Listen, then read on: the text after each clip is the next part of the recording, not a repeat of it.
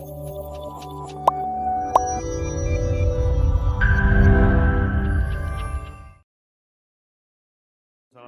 warahmatullahi wabarakatuh. Alhamdulillah nahmadullah asyhadu an la ilaha illallah wahdahu la syarika la niddalah asyhadu anna Muhammadan abduhu wa rasuluh. Allahumma shalli wa sallim wa barik ala nabiyyina Muhammad wa ala alihi wa ashabihi ajmain, amma ba'd. Faqad qala ta'ala a'udzu billahi minasyaitonir rajim ya ayyuhalladzina amanu taqullaha wa kunu ma'as-shadiqin fa inna khairal kalami kalamullah khairal huda huda nabiyina Muhammadin sallallahu alaihi wasallam.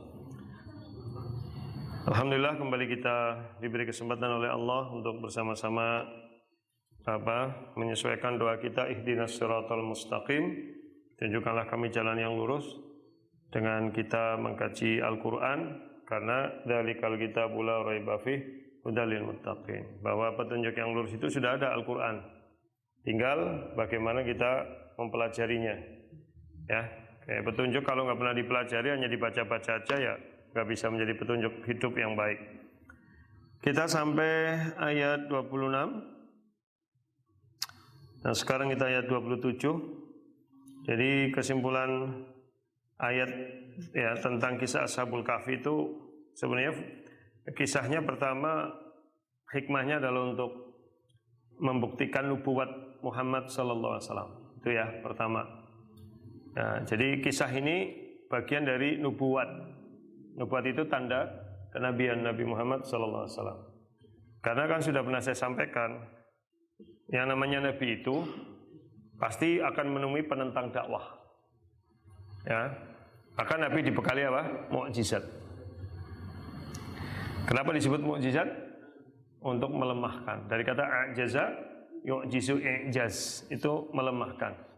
Dan mukjizat Nabi Muhammad sallallahu alaihi wasallam adalah Al-Qur'an. Nah, maka ketika ada upaya-upaya untuk melemahkan dakwah Nabi, maka senjatanya adalah mukjizat, yaitu Al-Quran itu untuk membantah. Nah itu ya. Maka kisah Al-Kahfi ini kan kita tahu sejarahnya, bahwa awalnya dari keresahan pembesar Quraisy ya di Mekah, karena dakwah Nabi semakin diterima di masyarakat. Nah, mereka mulai bimbang juga ini. Ya mulai bimbang. Karena orang-orang musyrik itu kan keyakinannya tanpa ilmu. Ya, maka mereka menyuruh 2 orang itu kan untuk menemui pendeta Yahudi. Dan ternyata disuruh untuk ngetes Nabi Muhammad. Di antaranya tentang kisah Ashabul Kahfi. Dan dijawab dengan sangat jelas gitu. Nah, bahkan ini versi yang benar dari berbagai macam versi yang berkembang, baik itu dari Nasrani maupun Yahudi. Kalau versi Nasrani kan mereka agamanya Nasrani, gitu kan.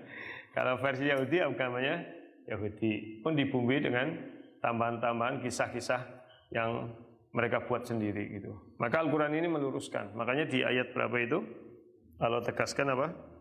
Wa kadzalika a'tsarna 'alaihim liya'lamu anna wa'dallahi haqqun wa anna as-sa'ata la raiba fiha yatanaza'una bainahum amrahum faqalu ibnu 'alaihim bunyana rabbuhum a'lamu bihim qala alladziina ghlabu 'alaihim lanattakhidhanna 'alaihim masjida, dan seterusnya.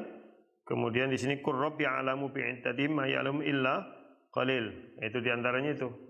Ya, ketika mereka berdebat berapa jumlahnya, katakan Rabbku lebih mengetahui. Itu ya. Jadi itu satu. Jadi hikmah kisah ini apa? Memperkuat nubuat kenabian Muhammad sallallahu alaihi wasallam. Hikmah kedua, membuktikan dalil secara logika, secara sains tentang adanya hari berbangkit. Ya, ini kan. Jadi bahwa bagi Allah sangat mudah itu. Ya, jangankan hanya membangkitkan manusia nanti ya, membangkitkan manusia dari tidurnya gitu, tidur lama gitu. Kalau membangkitkan manusia dari kematian tentu mudah bagi Allah Ta'ala. Ya, itu hikmah yang keberapa? Kedua.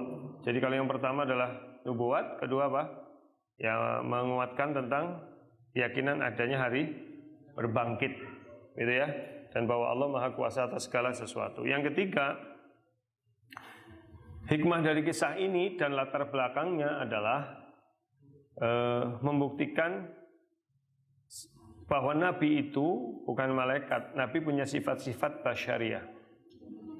Nabi punya sifat-sifat insaniyah. Salah satu sifat insan adalah nasiya, lupa. Gitu ya. Di antaranya Nabi lupa dengan mengucapkan besok, gitu, tanpa mengucapkan insyaallah. Dan Nabi ditegur secara langsung kan, bukan hanya di depan umum ini, di depan seluruh umat manusia sampai hari ini kan. Ayat ini sebagai ayat berapa tadi? Yang ayat ke-23 kan teguran. Wala taqulanna li syai'in inni fa'ilun dzalika ghadan illa ayyasha Allah itu. Jadi pelajarannya di situ tuh. Kita semakin yakin bahwa Nabi adalah manusia biasa yang diberi tugas untuk menyampaikan risalah. Nah, kenapa penting? Sangat penting karena Nabi sebelumnya diangkat jadi Tuhan. Ya, Nabi sebelumnya diangkat jadi Tuhan. Jadi tentu sangat berhati-hati, jangan sampai hal itu terulang kembali. Bahkan Nabi sendiri sangat membenci kalau beliau diagung-agungkan sampai berlebihan. Sudah pernah saya sampaikan dulu, ya, ketika ada orang yang mengatakan apa? Ya Sayyidana, wa yabna Sayyidina, wa ya khairana, wa yabna khairina. Walaupun itu pantas bagi Nabi kan? Wahai Tuhan kami, wahai putra Tuhan kami, wahai yang terbaik di antara kami, wahai anak yang terbaik di antara kami. Wajar kan? Kalau secara, ya memang Nabi orang terbaik gitu. Tapi Nabi bukannya senang. Nabi mengatakan apa? Bahwa apa? Ayyuhan nas la yastahwiyakumus syaitan.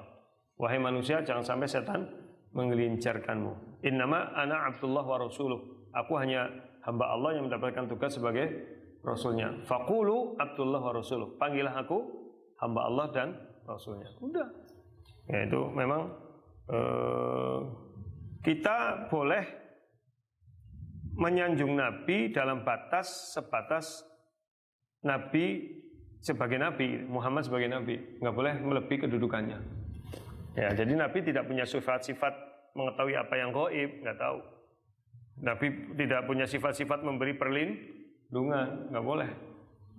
Ya, jadi innama yustaghasu lillah kata Rasulullah. Sesungguhnya yang berhak dimintai perlindungan adalah Allah gitu. Jadi ini yang itu namanya itra ya. Itra itu menyanjung Nabi berlebihan, itra. Ya. Sing suka itra berarti wong katrok gitu ya. Jadi itra itu menyanjung Nabi berlebihan. Itu nggak boleh gitu. Ya, di dalam riwayat yang lain ya, la tutruni kama ataratin Nasara Isa bin Maryam. Jangan kalian menyanjungku berlebihan sebagai mana menyanjungnya Nasrani kepada Isa bin Maryam. Jadi itu. Maka bentuk takdim kita kepada Rasulullah apa? Bersolawat itu udah tertinggi. Yang sifatnya ucapan loh. Bersolawat setiap kali disebut nama Nabi bersolawat itulah bentuk takdim kita. Ya, karena al-bakhilu man dzukirtu indahu falam yusalli alayya. Orang pelit itu kalau aku disebut namanya dia tidak mau bersolawat. Tuh. Paham ya? Jadi bentuk pengagungan tertinggi berupa ucapan ya bersolawat. Itu. Bentuk pengagungan tertinggi kepada Rasulullah dalam bentuk perbuatan adalah apa? Muttabi, mengikuti sunnah-sunnah beliau. Gitu. Jadi tidak lebih dari itu. Tuh, jangan sampai kemudian dilebihkan sampai berlebihan. Gitu. Ini yang menjadi hal yang sangat diwanti-wanti oleh Rasulullah SAW. Termasuk taktis kepada orang-orang yang dianggap soleh. Taktis itu mengkultuskan, menganggap suci gitu. Itu juga nggak boleh. Karena tidak ada yang maksum kecuali para nabi. Maksumnya nabi pun bukan berarti tidak pernah salah kan. Maksumnya nabi itu kalau beliau salah langsung ditegur sama Allah. Jadi terjaga dari kesalahan, bukan berarti selalu benar. Nah ini contohnya ini. Nabi pada kasus ini kan salah. Karena tidak mengucapkan insya Allah itu. Jadi tapi kan sekarang berlebihan tuh. Bukan nabi, hanya seorang orang yang dianggap alim, soleh, itu dianggap selalu benar omongnya. Tuh. Pokoknya kayak ngomong langit hijau ya hijau gitu. Nek langit biru ya biru, ya nggak bisa, itu manusia kok. Lagi nabi aja belum tentu benar. Cuma nabi itu langsung ditegur sama Allah, diluruskan, itu namanya maksum. Nah kalau orang soleh, orang yang dianggap soleh, itu kalau salah siapa yang meluruskan? Kalau dikultuskan loh, siapa yang berani meluruskan? Enggak ada, bahaya sekali itu. Ya, makanya enggak boleh berlebihan. Ya, la taghlu fi dinikum. Jangan berlebihan tentang masalah agama itu. Ya, itu jadi itu 3 hikmah ya dari kisah apa? Ashabul Kahfi. Pertama, memperkuat nubuah Muhammad sallallahu alaihi wasallam. Yang kedua apa? Menguatkan tentang adanya hari berbangkit. Ya, dan yang terakhir adalah apa? Menunjukkan bahwa Nabi Muhammad itu adalah manusia biasa yang mendapatkan tugas kenabian. Gitu ya. Dah. Baik, sekarang kita masuk ke ayat berapa? 27 ya. Ya. Ayat 27 ya. Baik, dengerin dulu bacaannya. A'udzu billahi minasy syaithanir rajim. Watlu ma'u ya, ini ma ketemu hamzah. Ya, berarti jaiz ya. Watlu ma uhiya ilaika min kitabi rabbik la mubaddila likalimatih walan tajida min dunihi multahada wasbir nafsaka ma'al ladzina yad'una rabbahum bil ghadati wal 'ashiyyi yuriduna wajhah ولا تعد عيناك عنهم تريد زينة الحياة الدنيا ولا تطع من أغفلنا قلبه عن ذكرنا واتبع هواه وكان أمره فرطا وقل الحق من ربكم فمن شاء فليؤمن ومن شاء فليكفر إنا أعتدنا للظالمين نارا أحاط بهم سرادقها وإن يستغيثوا يغاثوا بماء كالمهل يشوي الوجوه بئس الشراب وساءت مرتفقا إن الذين آمنوا وعملوا الصالحات إنا لا نضيع أجر من أحسن عملا أولئك لهم جنات عدن تجري من تحتها الأنهار يحلون فيها من أساور من ذهب ويلبسون ثيابا خضرا من سندس واستبرق متكئين فيها على الأرائك نعم الثواب وحسنت مرتفقا. Kita terjemahnya dulu ya. Wa dan utlu, bacakanlah. Utlu, ejakan ya, ejakan. Tala yatlu itu apa? Mengejak. Bacakanlah ma apa-apa uhya yang telah diwahyukan ilaika kepadamu. Kalau auha mewahyukan, uhya diwahyukan. Min dari kitab Rabbi Rabbka kamu. Ya, jadi ejakanlah, bacakanlah apa yang telah diwahyukan kepadamu dari kitab Rabbmu. Ya. Terus la tidaklah mubaddila. Ya, mubaddila itu berganti, berubah. Ya, berganti atau berubah. Kepada atau atas kalimatih, ya, kalimatnya, ya, firmannya.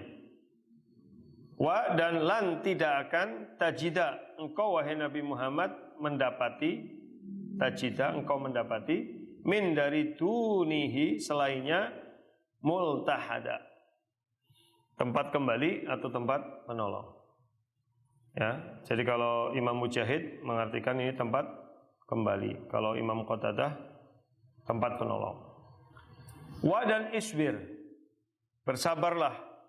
nafsa jiwa ka engkau wahai Muhammad ma'a bersama alladzina orang-orang yang yad'una mereka berdoa beribadah ya yad'una itu berdoa atau beribadah rabba kepada Rabbhum mereka di waktu al-ghadah pagi ya, ghadat itu pagi wa dan al-ashi petang sore yuriduna mereka menginginkan wajahnya ya, mereka menginginkan keridhaan Allah maksudnya wa dan la janganlah ta'du berpaling atau melampaui batas ainaka kedua matamu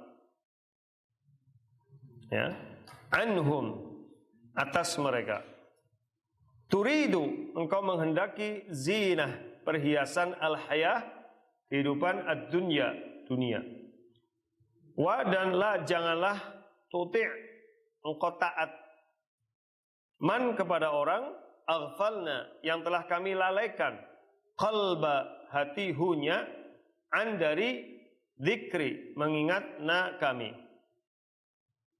wa dan ittaba'a dia telah mengikuti hawa nafsunya hawa nafsu hunya wa kana dan wa kana apa adalah wa kana itu adalah amruhu perkara mereka keadaannya apa furuta melampaui batas makanya keadaannya sudah furuta melampaui batas saya ulangi ya dan bersabarlah jiwamu bersama orang-orang yang berdoa atau menyeru berzikir kepada Rabb mereka di waktu pagi dan petang ya, mereka hanya menginginkan wajah Allah menginginkan ridho Allah jangan kedua matamu berpaling dari mereka ya karena kamu menginginkan perhiasan dunia kehidupan dunia jangan kau taat pada orang yang telah kami lalaikan hatinya dari mengingat kami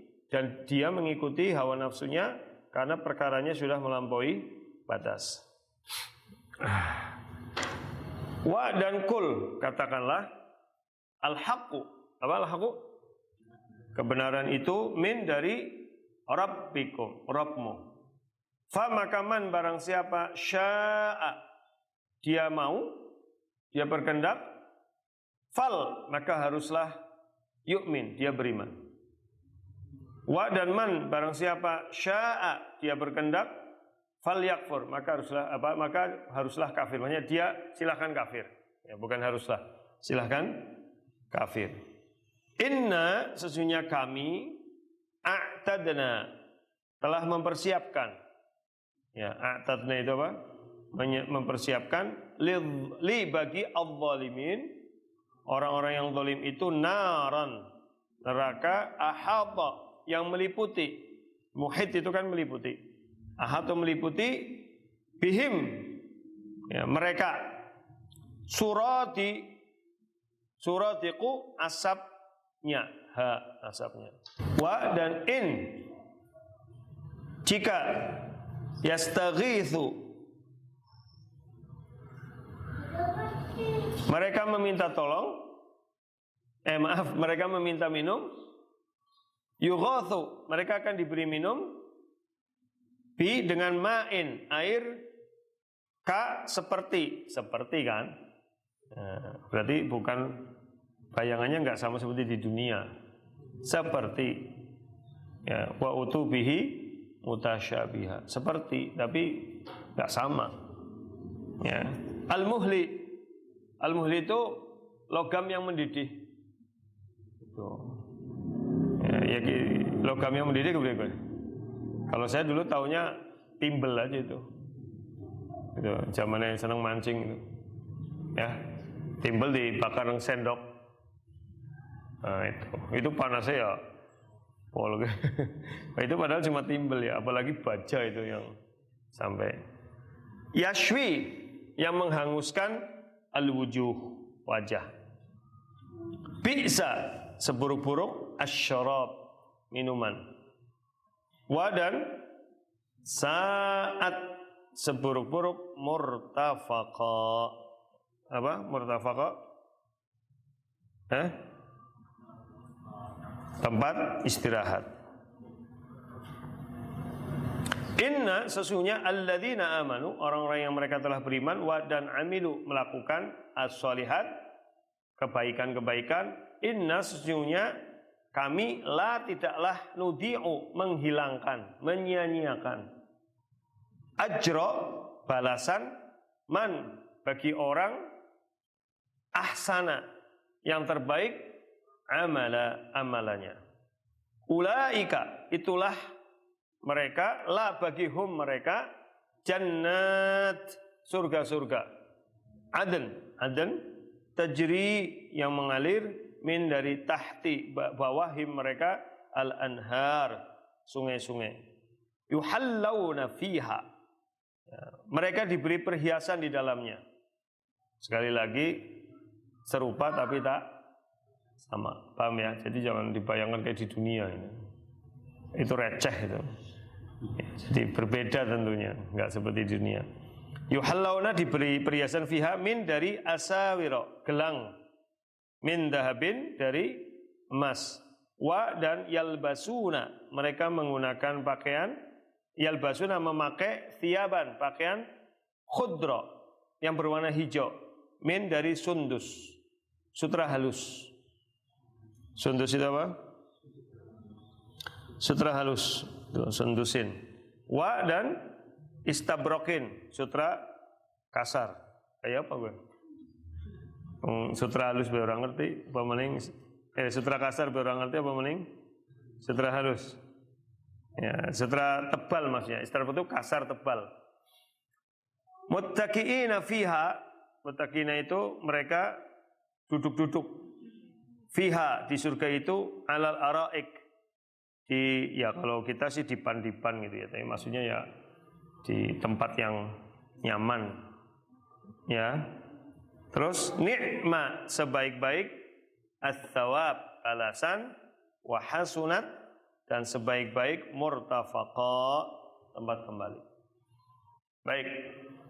Ini ayat seolah-olah tidak, kalau dibaca sekilas kayak enggak nyambung ya. Tapi sebenarnya nyambung. Itu. Ya, tadi coba lihat setelah apa? Allah menjelaskan tentang keadaan apa? Ashabul Kahfi, kemudian Allah menegur Nabi sendiri dengan supaya mengucapkan apa? Insyaallah. Kemudian diakhiri dengan perdebatan berapa tahun apa? Ashabul Kahfi itu 309 tahun, sampai kemudian Allah menegaskan Allah itu yang Maha tahu ya, karena Allah sangat tajam penglihatannya dan sangat tajam apa? Pendengarannya, dan tidak ada yang menyamainya ya, di alam semesta ini. Maka kemudian Allah memerintahkan Rasul untuk membacakan kepada mereka apa yang telah diwahyukan kepadamu dari kitab Rabbmu. Ini kan perintah Allah ya, untuk jangan ragu-ragu menyampaikan itu, wahyu ini, supaya disampaikan kepada orang-orang yang bertanya itu ya, supaya mereka tahu. Itu kan tugas Nabi. Jadi tugas Nabi yang pernah saya sampaikan di surat apa? Al-Imran 164, yatslu alaihim ayati, membacakan pada mereka ayat-ayatnya. Jadi Nabi itu menyampaikan. Dan memang sikap orang musyrik pada saat itu, hum la yastami'un wa la yasghun, itu. Mereka ada yang mendengarkan, tapi lebih banyak yang tidak mendengar dan tidak menggubris, yasghun. Sampai Rasul berdoa kepada Allah di surat Al-Furqan ayat 30 itu, wa qala ar-rasul ya rabbi inna qaumi ittakhadhu hadzal qur'ana mahjura. Rasul berkata, wahai Rabb, sesungguhnya kaumku telah menjadikan Al-Qur'an ini mahjura, ditinggalkan. Itu. Jadi kan kadang-kadang begitu ya. Istakon dijawab malah ya dijawab, dia didengarkan, tapi juga banyak yang enggak peduli gitu. Nah, itu memang kadang-kadang seperti itu. Saya pribadi ngalami gitu. Takon ya. Nyo lagi nerangna malah ngobrol dewek, kurang ajar. Kira kita terang lagi. Oh iya Pak, maaf. Lalu terus dia tanya ngapain gitu loh. Paham gak sih? Kayak gitu. Saya sering itu negur itu di pengajian. Dia nanya terus saya jawab. Lagi saya nerangin kok dia malah ngobrol sama sebelahnya. Lah kok sih kepriye karepe? Tak kok dijawab malah ngobrol dewek. Ya, pernah jumpa gitu? Ya, tuh. Ya. Baik, kemudian la mubaddila li kalimati. Tidak ada perubahan pada firman Allah. Artinya ini bukan buatan manusia.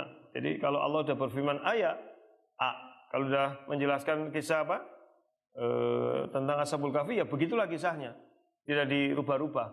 Berbeda dengan kisah-kisah dari Bani Israel, kisah-kisah dari Nasrani, banyak versi berubah-ubah. Ya karena mereka hanya menduga-duga saja, tanpa ilmu yang benar. Jadi kalau bahasa Arabnya itu qila wa qala. Apa qila wa qala? Ciri-ciri. Qila itu dikatakan, qala ngomong. Nah itu istilah Arab. Jadi kalau qila wa qala itu ciri-ciri tok. Tuh, ya, qila wa qala. Ya. Jadi, itu bahasa Arab itu. Ya. Walam tajida min dunihi multahada. Jadi engkau wahai Nabi tidak akan, maksudnya apa? Ini ancaman bagi Nabi. Kalau Nabi tidak mau menyampaikan dakwah ini, menyampaikan ayat Quran, maka tidak ada lagi penolong. Ini kalau dikaitkan dengan yang kemarin kan gitu. Kalau Nabi tidak mengisahkan, menyampaikan kisah Ashabul Kahfi itu, menjawab dengan benar pada mereka, ya sudah nggak ada yang nolong lagi. Paham nggak maksudnya? Gagal menjadi Nabi namanya. Ya, tapi Nabi kan tidak begitu. Ini kan hanya ancaman. Nah, ini hikmah bagi kita apa? Kalau kita sudah tahu kebenaran dari Quran, ya jangan ragu untuk menyampaikan. Ya, kalau ragu ya sudah, nggak ada lagi penolong. Penolong kita memang firman Allah itu. Apalagi dalam beragama. Dalam beragama itu yang menjadi penolong kita adalah dalil-dalil dari Quran dan Sunnah. Bukan logika, bukan main omongan gitu, bukan. Karena omongan manusia tanpa ilmu itu lemah. Itu ya, bagaikan jaring laba-laba. Jaring laba-laba itu kan kuat bagi hewan yang kecil ya. Halo? Kalau hewan yang gede sama. Kita ngomong kepandian kita berlogika kan kuat bagi wong sing bodoh. Kalau ketemu yang lebih pintar ya tentu recehan jadinya. Gitu ya. Jadi kita jangan ragu dengan itu. Kalau memang ada kebenarannya sampaikan. Gitu ya, sampaikan kebenaran itu. Tapi harus yakin. Di dalam ayat lagi, di dalam ayat lain kan Allah juga menjelaskan itu.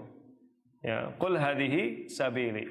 Katakan inilah jalanku. Ad'u ilallah ala basiratin ana wa manittaba'ani. Gitu.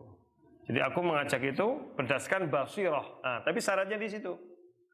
Basirah itu apa? Ilmu yang jelas. Itu. Jadi sebelum kita menyampaikan, berilmu dulu yang jelas kebenarannya, baru berani sampaikan. Jangan urung paham wis berani nyampaikan. Kan udah saya ulang-ulang tuh. Udah kayak kadang-kadang debat masalah agama kayak ya. Itu. Wis jarang ngaji, sekali ngaji ngantukan. Sekali orang ngantuk orang mudengan. Sekali mudeng kelalenan. Lah giliran patu. Yes. Bener, Mbok? Iya, ya bener kayak gue kok. Gitu loh. Jadi kadang-kadang saya Masya Allah gitu. Gitu ya.